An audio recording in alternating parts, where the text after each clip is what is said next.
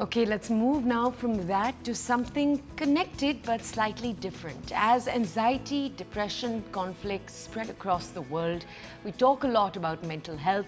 People are drawn to something deeper and deeper, a force, a wisdom, a spiritual anchor that has existed for centuries. Spiritualism, and right at the heart of that awakening stands Maha, a phenomenon beyond rituals. It's a cosmic pull, many describe it as, that unites humanity, faith, energy and purpose.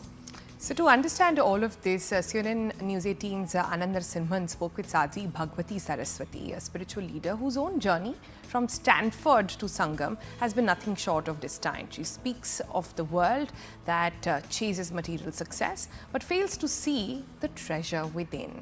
Here's a glimpse.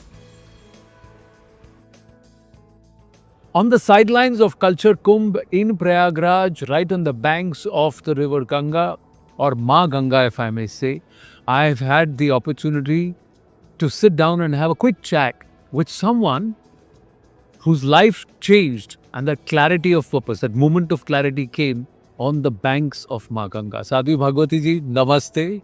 And I'm going to request you to just share a small portion of what you shared with me just before we started rolling. That what brought you to Bharat and how? A Stanford educated, you're doing a PhD, you told me. How did you come to Bharat? This is grace. It is really grace. I would love to claim credit for it. I would love to say that I recognized the superficiality of the material world, or maine Bhagwan se aise pratana ki, please give me a guru, please mere ko gyan do. I wish that were the story. But it's not the story. The story is, I was 25, I was a scientist. I came from a very well-to-do family in Los Angeles, quite literally in Hollywood, hence the Hollywood to Himalayas name of my memoir. Literally, I grew up in Hollywood. And agar aapne mere ko bahar se dekhe hote, you would have said, uske paas sab kuch hai. She has everything.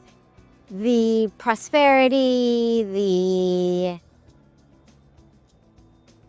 education, the privilege, all of that. But at the end of the day, those are not actually the things that make us happy. My friends and I were what I now call happy by default. Meaning we were given this happiness equation: get a good degree, make a lot of money, wear the right clothes, go to the right parties, vacation in the right resorts, and then you'll be happy. We had those things. And so we thought, oh, we must be happy. But on that deep level, that sukh, that shanti, that anand, Mazaa to aata tha. But Mazaa se jeevan nahi banti hai. No. Jeevan is made from anand, not Mazaa. So there I was, 25, with a degree from Stanford in the midst of a PhD in pediatric neuropsychology. And I was an avid traveler. I loved to travel, but I had traveled mostly across Europe, across the US and England. And when India was suggested, I didn't actually know anything about India at that time. Other than I was a very strict vegetarian, and I knew that wherever I was in the world, an Indian restaurant was the one place where pure shakahari khana mil sakte. Do baar puchna nahi padta. Nahi to bhagwan jaane kya kya dalte hain. Har cheez mein eggs, har cheez mein machli, har cheez mein.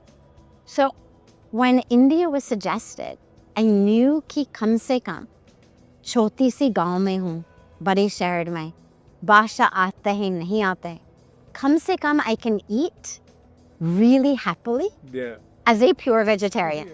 So as embarrassing as it is to say this almost 30 years later, I came because I loved the food.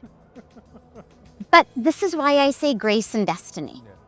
Because I was living in the San Francisco Bay Area. There's an Indian restaurant on every corner. I didn't have to come all the way to Bharat to get good food. But this is the power of grace. It was 1996, there was no Google. We had a Lonely Planet guidebook. Delhi May opened the Lonely Planet. Where to? Rishikesh. Literally just like that. Opened it, Rishikesh. Rishikesh mein pahunche. I go to stand on the banks of Ganga. I was hot, I was tired. Hotel mein saman chhod diya. Maine kaha ki I'm just going to the banks of the river to freshen up. I get to the banks of Ganga. Ganga ka darshan kiya. और जो भीतर से अनुभव आए, जो दिव्य अनुभव, I had this incredible experience. This experience of being in the presence of the divine. And it began as I looked out over Ganga. But then it didn't matter. As I moved my head, everything was divine. And as I looked at myself, I was also divine.